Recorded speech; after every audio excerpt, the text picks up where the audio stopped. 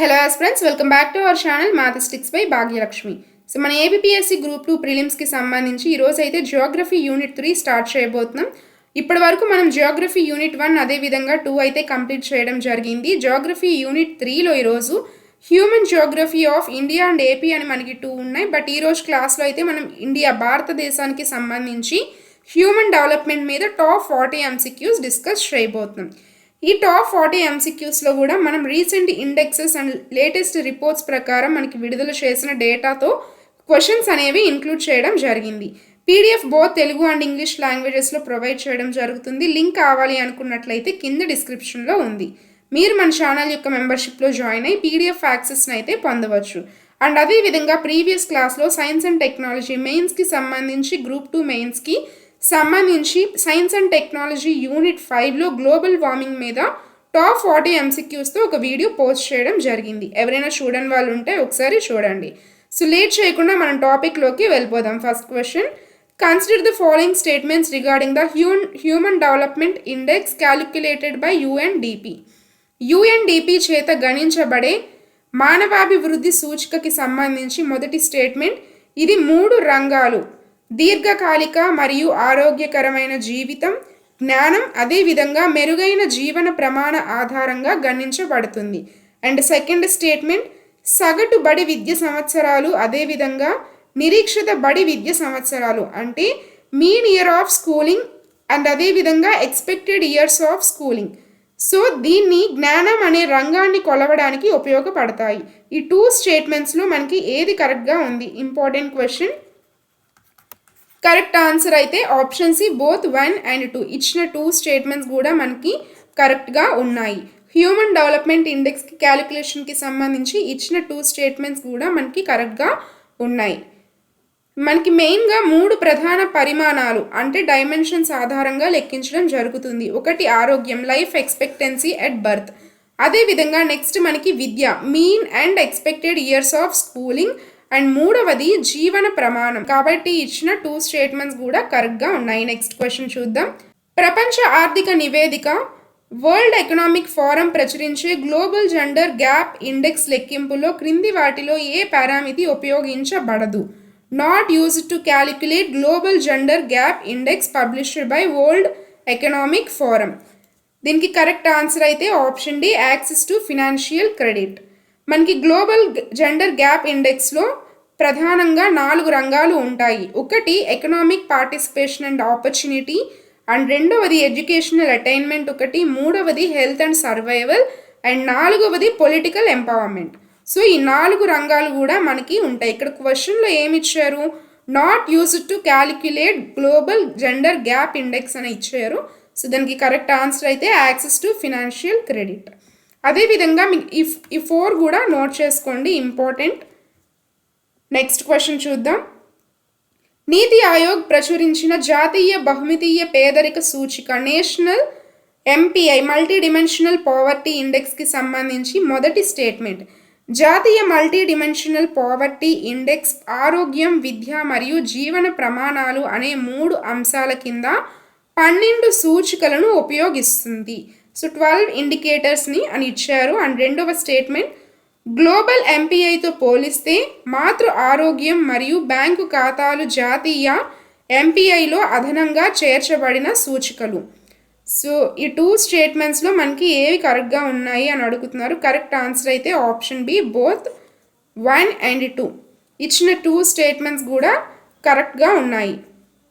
నీతి ఆయోగ్ యొక్క national multidimensional poverty index global నమూనాకు అనుగుణంగా భారతదేశ పరిస్థితులకు తగ్గట్టుగా రూపుదిద్దుకుంటుంది. ఇందులో 12 సూచికలు ఉన్నాయి. గ్లోబల్ మల్టీ డిమెన్షనల్ పావర్టీ ఇండెక్స్లో లేని మాతృ ఆరోగ్యం మెటర్నల్ హెల్త్ అనేది మరియు దాంతోపాటు బ్యాంకు ఖాతాలు నీతి ఆయోగ్ జాతీయ ఎంపీఐలో అదనంగా చేర్చింది. సో ఇచ్చిన 2 స్టేట్మెంట్స్ కూడా మనకి కరెక్ట్.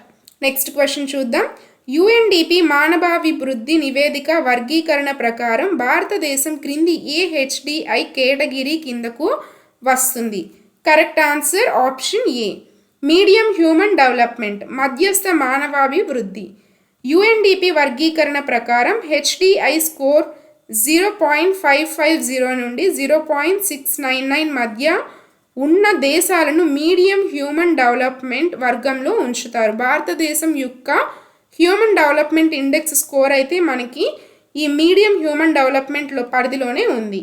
నెక్స్ట్ క్వశ్చన్, మొత్తం సంతానోత్పత్తి రేటు అంటే టోటల్ ఫెర్టిలిటీ రేట్ మరియు రీప్లేస్మెంట్ లెవెల్ ఫెర్టిలిటీకి సంబంధించి క్రింది స్టేట్మెంట్స్ని చూద్దాం. ఫస్ట్ది, రీప్లేస్మెంట్ లెవెల్ సంతానోత్పత్తి అనేది ఒక తరం నుండి తదుపరి తరానికి జనాభా యథాతథంగా భర్తీ అయ్యే TFR విలువ, టోటల్ ఫర్టిలిటీ రేట్ విలువ. And second statement, replacement level fertility ప్రామాణిక విలువ ప్రపంచవ్యాప్తంగా 2.1గా ఆమోదించబడింది. సో ఈ 2 స్టేట్మెంట్స్లో మనకి ఏది కరెక్ట్ అని అడుగుతున్నారు. చాలా ఇంపార్టెంట్ కాన్సెప్ట్. దీనికి కరెక్ట్ ఆన్సర్ అయితే ఆప్షన్ డి, బోత్ 1 and 2. ఇచ్చిన 2 స్టేట్మెంట్స్ కూడా మనకి కరెక్ట్గా ఉన్నాయి. టోటల్ ఫర్టిలిటీ రేట్ అదేవిధంగా రీప్లేస్మెంట్ లెవెల్ ఫర్టిలిటీకి సంబంధించి 2 స్టేట్మెంట్స్ కరెక్ట్. తర్వాత ప్రశ్న, జనాభా అధ్యయనాలలో మాతృ మరణాల నిష్పత్తి అంటే మెటర్నల్ మోర్టాలిటీ రేషియోని లెక్కించడానికి ఏ ప్రమాణాన్ని అంటే డినామినేటర్గా ఉపయోగిస్తారు? ఇది కూడా ఇంపార్టెంట్ క్వశ్చన్. ఆన్సర్ తెలిసినట్లయితే కింద కమెంట్ సెక్షన్లో కమెంట్ చేయండి. నెక్స్ట్ క్వశ్చన్ చూద్దాం. Consider the following statements regarding the gender inequality index. లింగ అసమానత సూచికకి సంబంధించి మొదటి స్టేట్మెంట్ని చూద్దాం. అధిక జెండర్ ఇన్ఈక్వాలిటీ ఇండెక్స్ విలువ అనేది పురుషులు మరియు మహిళల మధ్య తక్కువ అసమానతను సూచిస్తుంది. అదేవిధంగా రెండవ స్టేట్మెంట్, పునరుత్పత్తి, ఆరోగ్యం, సాధికారత మరియు శ్రామిక మార్కెట్ అనేవి జెండర్ ఇన్ఈక్వాలిటీ ఇండెక్స్ యొక్క 3 ప్రధాన రంగాలు. ఒకటి ఆరోగ్యం, సాధికారత, అదేవిధంగా శ్రామిక మార్కెట్, లేబర్ మార్కెట్ అనేది ఇవ్వడం జరిగింది. సో ఈ 2 స్టేట్మెంట్స్లో మనకి ఇచ్చిన వాటిలో ఏది కరెక్ట్ అని అడుగుతున్నారు. కరెక్ట్ ఆన్సర్ అయితే option B, only second statement మాత్రమే కరెక్ట్గా ఉంది. ఫస్ట్ స్టేట్మెంట్ అనేది ఇన్కరెక్ట్. ఎందుకు అంటే మనకి GII విలువ 0 to 1 మధ్య ఉంటుంది. GII విలువ పెరిగే కొద్దీ కూడా లింగ అసమానత అయితే పెరుగుతుంది. సో దీన్ని బట్టి ఇచ్చిన స్టేట్మెంట్ 1 అనేది మనకి ఇన్కరెక్ట్. అండ్ అదేవిధంగా GIIని reproductive health, empowerment and labour market participation అనే 3 విభాగాల ద్వారా లెక్కిస్తారు.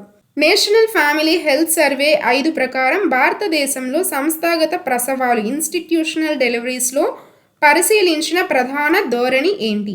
కరెక్ట్ ఆన్సర్ ఆప్షన్ బి, గ్రామీణ మరియు పట్టణ ప్రాంతాల్లో సంస్థాగత ప్రసవాలు గణనీయంగా పెరిగాయి.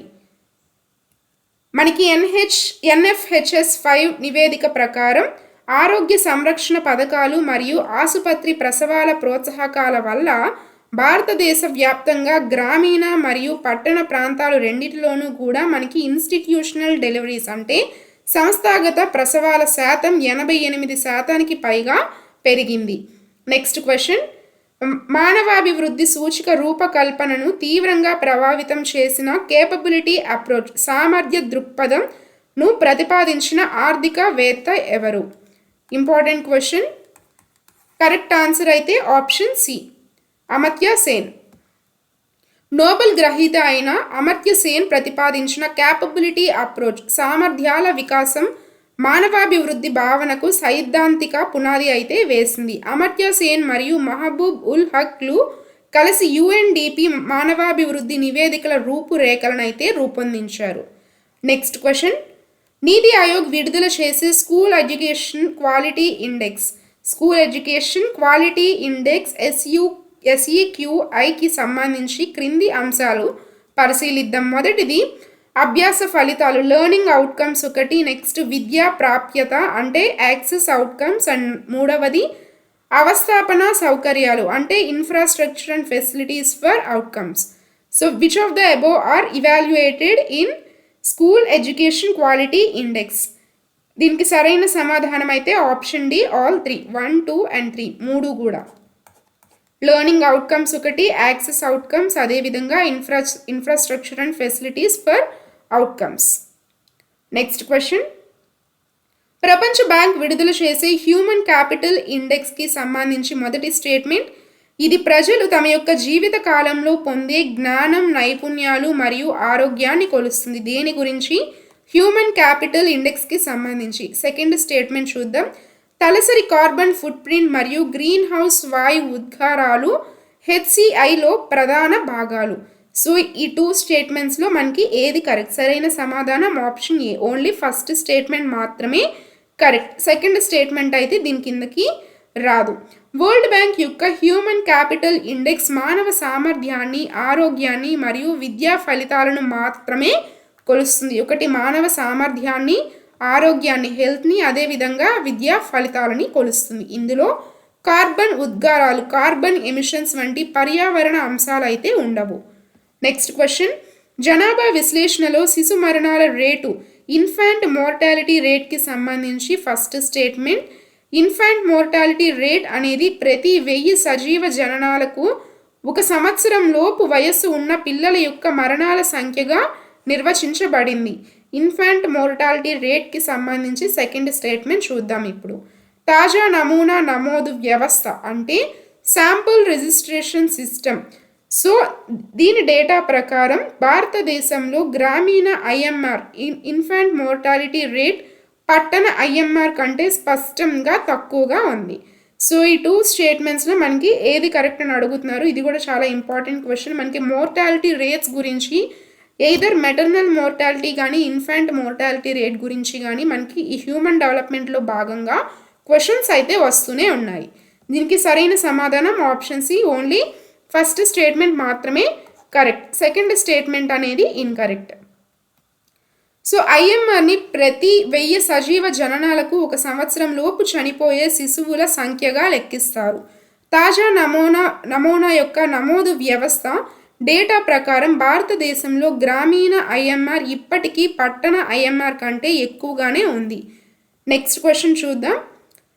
మానవాభివృద్ధి సూచిక హ్యూమన్ డెవలప్మెంట్ ఇండెక్స్ లెక్కింపులో జీవన ప్రమాణం స్టాండర్డ్ ఆఫ్ లివింగ్ పరిమాణాన్ని కొలవడానికి క్రింది ఏ సూచికను ఉపయోగించడం జరుగుతుంది? కరెక్ట్ ఆన్సర్ అయితే option B, gross national income per capita in purchasing power parity. Next question, NITI Aayog ప్రచురించే ఎస్డిజి ఇండియా ఇండెక్స్కి సంబంధించి క్రింది ప్రకటనలను చూద్దాం. Consider the following statements regarding sustainable development goal India index published by NITI Aayog. మనకి ఇది కూడా ఇంపార్టెంట్. ఇది ఎవరు పబ్లిష్ చేస్తారని కూడా అడగొచ్చు. ఇండియా ఇండెక్స్కి సంబంధించి నీతి ఆయోగ్ అయితే ఇండియాలో మనకి ఎస్డిజి ఇండియా ఇండెక్స్ని పబ్లిష్ చేయడం జరుగుతుంది. సో దీని ప్రకారం మొదటి స్టేట్మెంట్ చూద్దాం. 65 నుండి 99 మధ్య స్కోరు సాధించిన రాష్ట్రాలను ఫ్రంట్ రన్నర్ కేటగిరీలో వర్గీకరిస్తారు. అదేవిధంగా సెకండ్ స్టేట్మెంట్, సమగ్ర ఎస్డిజి స్కోర్లలో కేరళ అనేది నిలకడగా అగ్రస్థానంలో ఉన్న రాష్ట్రాలలో ఒకటి. Consistently been one of the top performing states in overall SDG scores. So ఈ 2 స్టేట్మెంట్స్లో ఏది కరెక్ట్ అంటే సరైన సమాధానం option D, both 1 and 2. So ఈ 2 స్టేట్మెంట్స్ కూడా మనకి కరెక్ట్గా ఉన్నాయి. ఆల్రెడీ మనం దీని గురించి సస్టైనబుల్ డెవలప్మెంట్ గోల్స్కి సంబంధించి వీడియో రీసెంట్గానే పోస్ట్ చేయడం జరిగింది. ఎస్డిజి ప్లేలిస్ట్ అయితే ఒకటి ఉంది, అందులో అయితే ఉంటుంది, ఒకసారి చూడండి. నెక్స్ట్ క్వశ్చన్ చూద్దాం. సామాజిక వర్గాలన్నింటికీ కూడా డిజిటల్ విద్యను తత్వ సమానంగా అందించడానికి మరియు అభ్యాస లోటును తగ్గించడానికి భారత ప్రభుత్వం ప్రారంభించిన చొరవ ఏది? కరెక్ట్ ఆన్సర్ ఆప్షన్ బి, దీక్ష మరియు స్వయం. మానవ వనరుల యొక్క వికాసంలో భాగంగా విద్యా వ్యవస్థలో డిజిటల్ విప్లవాన్ని ప్రోత్సహించడానికి ఉపాధ్యాయులు మరియు విద్యార్థుల యొక్క ఆన్లైన్ బోధన కోసం దీక్ష, ఫుల్ ఫామ్ కూడా important, digital infrastructure for knowledge sharing, మరియు స్వయం మూక్స్ పోర్టల్ ప్రాథమిక వేదికలుగా పనిచేస్తున్నాయి. నెక్స్ట్ క్వశ్చన్, భారతదేశంలో తలసరి ఆయుర్దాయం అంటే లైఫ్ ఎక్స్పెక్టెన్సీ అట్ బర్త్కి సంబంధించి మొదటి స్టేట్మెంట్, భారతదేశంలో పురుషుల యొక్క ఆయుర్దాయం కంటే మహిళల ఆయుర్దాయం సాధారణంగా ఎక్కువగా ఉంటుంది. అండ్ సెకండ్ స్టేట్మెంట్, తలసరి ఆయుర్దాయం అనేది అసమానతలు సవరించిన మానవాభివృద్ధి సూచిక లెక్కింపులో కూడా ఉపయోగించబడుతుంది. సో ఈ 2 స్టేట్మెంట్స్లో ఏది కరెక్ట్ అని అడుగుతున్నారు. కరెక్ట్ ఆన్సర్ అయితే ఆప్షన్ బి, బోత్ 1 and 2. ఇచ్చిన 2 స్టేట్మెంట్స్ కూడా మనకి కరెక్ట్గా ఉన్నాయి. లైఫ్ ఎక్స్పెక్టెన్సీ అట్ బర్త్కి సంబంధించి 2 కరెక్ట్. నెక్స్ట్ క్వశ్చన్, లింగ అసమానత సూచిక జెండర్ ఇన్ఈక్వాలిటీ ఇండెక్స్ యొక్క సాధికారత ఎంపవర్మెంట్ విభాగంలో క్రింది ఏ అంశం మూల్యాంకనం చేయబడుతుంది? Important question. కరెక్ట్ ఆన్సర్ అయితే option B. Share of parliamentary seats held by females, పార్లమెంటులో మహిళలకు ఉన్న స్థానాల శాతం. నెక్స్ట్ క్వశ్చన్, జాతీయ విద్యా విధానం నేషనల్ ఎడ్యుకేషన్ పాలసీ 2020 ఉన్నత విద్యకు నిర్దేశించిన లక్ష్యాలకు సంబంధించి మొదటి స్టేట్మెంట్. నేషనల్ ఎడ్యుకేషనల్ పాలసీ 2020 ఉన్నత విద్యలో స్థూల నమోదు నిష్పత్తి అంటే గ్రాస్ ఎన్రోల్మెంట్ రేషియోని 2035 నాటికి 50% పెంచాలని లక్ష్యంగా పెట్టుకుంది. అండ్ అదేవిధంగా సెకండ్ స్టేట్మెంట్, దశల వారీగా అన్ని పాఠశాలలు మరియు ఉన్నత విద్యా సంస్థల్లో వృద్ధి విద్యను సమగ్రపరచాలని ప్రతిపాదించింది. సో ఈ 2 స్టేట్మెంట్స్లో ఏది కరెక్ట్? కరెక్ట్ ఆన్సర్ అయితే ఆప్షన్ డి, బోత్ 1 and 2. ఇచ్చిన 2 స్టేట్మెంట్స్ కూడా మనకి కరెక్ట్గా ఉన్నాయి. నేషనల్ ఎడ్యుకేషనల్ పాలసీ 2020కి సంబంధించి 2 స్టేట్మెంట్స్ కరెక్ట్. తర్వాత ప్రశ్న, భారతదేశంలో జనన, మరణ మరియు ఫర్టిలిటీ గణాంకాలతో కూడిన శాంపుల్ రిజిస్ట్రేషన్ సిస్టమ్ నివేదికలను సేకరించి ప్రచురించే బాధ్యత ఏ సంస్థది? Sample registration system, SRS. Correct answer అయితే option C, office of the registrar general and census commissioner, India. Next question, గ్రహాల ఒత్తిడి సవరించిన మానవాభివృద్ధి సూచికకి సంబంధించిన క్రింది ప్రకటనలను చూద్దాం. Planetary pressures adjusted human development index. మొదటి స్టేట్మెంట్, PHDI అనేది తలసరి కార్బన్ డయాక్సైడ్ ఉద్గారాలు మరియు పదార్థాల వాడకాన్ని పరిగణలోకి తీసుకొని ప్రామాణిక HDIని సవరిస్తుంది. అండ్ సెకండ్ స్టేట్మెంట్, ఒక దేశం పర్యావరణంపై ఎలాంటి ఒత్తిడి తెచ్చినట్లయితే దాని PHDI మరియు సాధారణ HDI సమానంగా ఉంటాయి. సో ఈ 2 స్టేట్మెంట్స్లో ఏది కరెక్ట్ అంటే సరైన సమాధానం ఆప్షన్ బి, బోత్ 1 and 2. ఇచ్చిన 2 స్టేట్మెంట్స్ కూడా కరెక్ట్గా ఉన్నాయి. నెక్స్ట్ క్వశ్చన్, మానవాభివృద్ధి సూచిక లెక్కింపులో క్రింది వాటిలో ఏది ఒక ప్రాథమిక అంశం కాదు? Not a dimension used in the calculation of human development index. Correct answer option D, military power, సైనిక శక్తి. మనకి HDIని లెక్కించడానికి ప్రధానంగా ఆరోగ్యం ఒకటి, విద్య, అదేవిధంగా జీవన ప్రమాణం అనే 3 అంశాలను మాత్రమే తీసుకుంటారు. మిలిటరీ పవర్ అనేది అయితే పరిగణలోకి తీసుకోరు. నెక్స్ట్ క్వశ్చన్, జనాభా లెక్కల నిబంధనల ప్రకారం అక్షరాస్యత రేటును లెక్కించడానికి ఒక వ్యక్తికి ఉండవలసిన కనీస వయస్సు. కరెక్ట్ ఆన్సర్ ఆప్షన్ సి, 7 సంవత్సరాలు. నెక్స్ట్ క్వశ్చన్, ఇది కూడా ఇంపార్టెంట్ కాన్సెప్ట్. తర్వాత ప్రశ్న, జనాభా అధ్యయనాలలో ఏ వయస్సు సమూహాన్ని సాధారణంగా పనిచేసే జనాభా వర్కింగ్ ఏజ్ పాపులేషన్గా పరిగణిస్తారు? కరెక్ట్ ఆన్సర్ అయితే ఆప్షన్ ఏ, 15 to 59 ఇయర్స్. 15 నుండి 59 సంవత్సరాల మధ్య వయస్సు గల వారిని ఉత్పాదక శక్తి కలిగిన జనాభా లేదా వర్కింగ్ ఏజ్ పాపులేషన్గా పిలుస్తారు. నెక్స్ట్ క్వశ్చన్, తాజా మానవాభివృద్ధి నివేదిక 23-24 ప్రకారం మానవాభివృద్ధి సూచికలో భారతదేశం యొక్క ర్యాంక్ ఎంత? ఆన్సర్ తెలిసినట్లయితే కింద కామెంట్ సెక్షన్లో కామెంట్ చేయండి. నెక్స్ట్ క్వశ్చన్, భారతదేశంలో లింగ నిష్పత్తి సెక్స్ రేషియో ఎలా నిర్వచించబడింది? Correct answer option D, number of females per 1000 males, ప్రతి 1000 మంది పురుషులకు మహిళల యొక్క సంఖ్య.